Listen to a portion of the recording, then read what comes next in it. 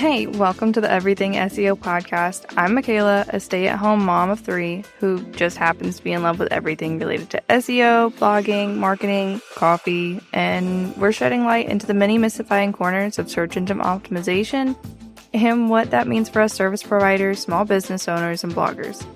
We're going to ditch the do-it-all narrative surrounding SEO and really sit down and craft strategies that are sustainable, but still get us those first page results. Now let's get cozy, grab your fave sweater and a cup of tea, and let's talk everything SEO. Hello, and welcome back to Everything SEO. So this week I wanted to cover how I kind of plan my clients' content because we've had kind of an influx of new clients this past month, which means I'm making a lot of content calendars, and we make these quarterly, so it's not like we have to go back month to month. We already know what we're going to be doing for the entire time that we are writing, or at least up to 3 months. I have clients who we work together all year long, so we just sit down each quarter, we plan out the content we want to create, and that's what we do. But I wanted to cover some of the things that I include in this content calendar and why I include them and why you should consider including them in your own. First of all, I also want to touch on why you should be making a content calendar to begin with. And it kind of ties into having an overall SEO strategy. So your content calendar is built around the keywords that you want to rank for and some topics that you want to cover. So this could be like common questions that you get from clients, from your audience, or even like news pieces that you know are coming up. So if you know there's an algorithm change that may happen in 3 months, because Google kind of gives us Google gives us kind of a heads up on when we should expect like changes, and other times not as planned. But so I can typically have a few weeks or even a month or so to kind of get that on my content calendar so that I know that I need to make this content at that point. It also helps to have something so you're not like, I need to write a blog post today, and then you're like, okay, but what do I write about? And your content calendar, for me, is pretty strict. I like to stick so both me and my clients know what's coming up. But for you, if you're doing this for yourself, you can absolutely switch around your content. Just make sure that you're making the same content. So if you have 12 blog posts, but the next blog post, you're like, I don't really want to write this today, swap it for one that's 2 weeks from now or at the end of the 3-month period. And then just move the one that you're working on right now to that spot. It's very easy. Don't stress it. Like, it's not super strict, just as long as you kind of hit it eventually in this like little time period. So there are 7 things that I include in my content calendar that I think you should as well. So the very first thing that you want to pick for your content calendar is going to be your keyword, your primary keyword. And the reason being is because this is going to influence kind of everything else. This is what your content's going to center around and how you're going to pick, say, your secondary keywords, which are the second thing you want to include in your content calendar. And you only need, I would say, about 3 to 4 secondary keywords. If you get too many, then you're going to be stressfully trying to like add these in wherever you can. Where if you only have 3 to 4, it's not nearly as stressful, and you can get these where you want them. And it'll feel pretty natural if you pick the right ones. All right, number 3 is going to be your title. I always say plan out your blog post title, and this can be your SEO title versus your like what people are going to see on your website, because you can specify a difference. You can specify a specific SEO title versus what people like when they actually get on your website, what it says there. So I always say like be super fun and personable on your website, but be very clear and concise with your SEO title, and just make sure that keywords be included, because 2 different audiences, so people who are coming like through socials or something to straight to your website or to a link that you drop are different, or at least a little different. Like they're all in like your sphere, your community. But the people who are coming straight from Google need a little bit more information that's like clear, concise, and so that they know when they're clicking it, they're going to get the answer that they want, or it's going to solve the issue they're trying to solve. And it's not going to be like a waste of their time. Like they want to make sure that your article that is on Google is what they need, and it's going to help your SEO too. All right, the next thing I include is a summary outline. And as you're doing your summary outline, you'll like start thinking about the next 3 things. And I say summary or outline because it's kind of like a personal preference. So the way that I do it is we do a summary, which includes kind of like a general idea of what I want to talk about. If we're covering multiple points, so like how we're doing in this episode today, where I was like, there's 7 things in your content calendar, I would put out those 7 things in the summary so that I already know, like, these are the points I want to hit.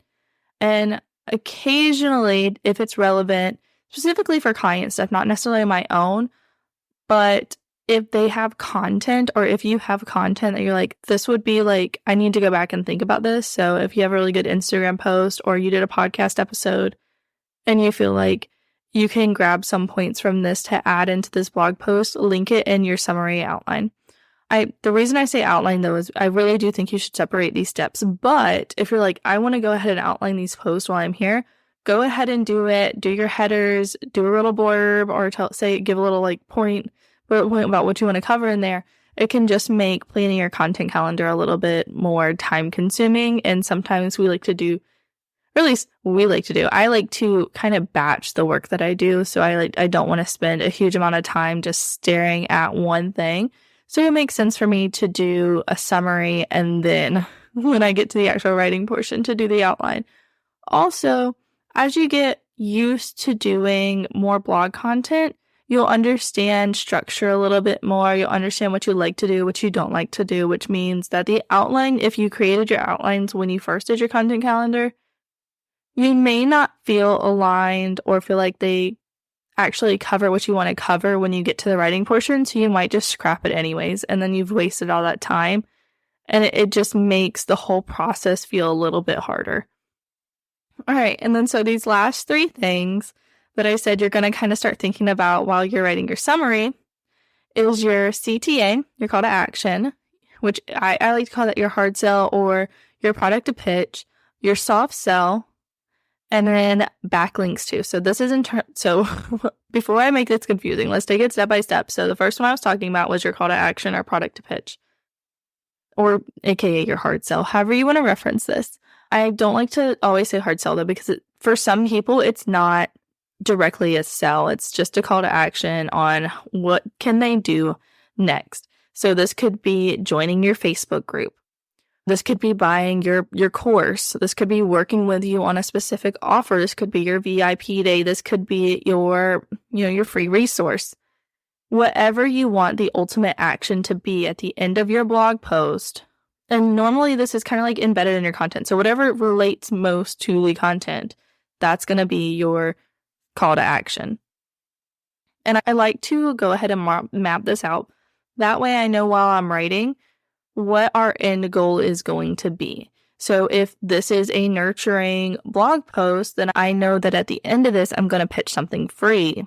So I want to keep that in mind. Whereas if this is going to pitch your course, I want to make sure that I'm hitting some of those pain points that your course hits. That way, when we get to the product to pitch or the call to action, your audience is more aligned with it, like already thinking about it. And if they do click through to your sales page, they're already on the same page. And I made a post about this on Instagram the other day, but if you are a client of mine, I do actually take copy from your sales pages if we are talking about the same product or offer in your blog post. And that's because messaging should be the same across the board. So if you're writing content for yourself, you should absolutely go back to your original material and reference it. So if you have a sales page and you're like, this is a really good sales page, it hits everything you need to hit. And if you're not sure, like, before you make a blog post about a product, you should absolutely focus on the sales page or however it to be. And there are some really cool resources out there for that. So you don't go out there and say, I don't have the budget for a professional copywriter right now, and go try and hire a professional copywriter. There are some resources for you to DIY it and have some really good messaging to pull over. I personally love Kaylee from Reveal Studio Co. Her stuff is so good. So if you need help with the actual sales page messaging and stuff to pull over for your blog post, she's got some really good templates for that, and I'll link them down below. But anyway, so pulling that messaging over, so you're keeping everything in line with your brand. The next thing is going to be your soft sell. So a soft sell is not a, hey, buy this product. in the blog post, it's kind of like a soft mention or a link to it. So if your product or like your freebie or whatever you want to consider your soft sell, it can absolutely be something that's free or not even technically like a product. So your Facebook group, but it relates to what you're talking about in the text. So say I'm writing a paragraph, or you're like in this blog post, there could be a paragraph or a quick mention of finding a community that can support you. And maybe you have a Facebook community. You're going to link your Facebook community there. And that's what's going to go in your little soft sells. That is going to be your community. So that's what I mean, soft sells. And you get multiple soft sells per blog post. But the shorter the post, kind of the less soft sells you want to have, because you don't want to feel like you're always selling. So I always say, like, if it's 500 words, keep it to like one soft sell and one call to action.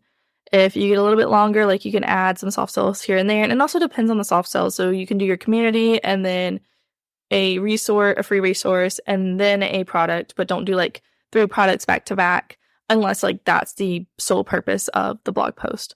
And it's just these little nuances to consider when that's why I added into your content calendar, though, because it's something that you want to go ahead and start thinking about. And then when you go to actually write, you already have these in your mind and they're already mapped out for you. So the very last thing is backlinks too. This is number 7. I actually talked about this in not this last episode, but the episode before. It was internal linking. And it kind of, when you plan out your content, and the reason we do quarterly content is because content clusters are key. You want and need your content to relate to each other. They need to be supporting each other. So if you're, writing about podcasts, like, you should have multiple blog posts regarding podcasts. You shouldn't make a podcasting blog post and then an Instagram blog post, which has nothing to do with podcasting. And then what about your favorite coffee mugs? Like, none of those relate really, like, obviously they may all be things that you know about, but they don't really relate in a sense for Google.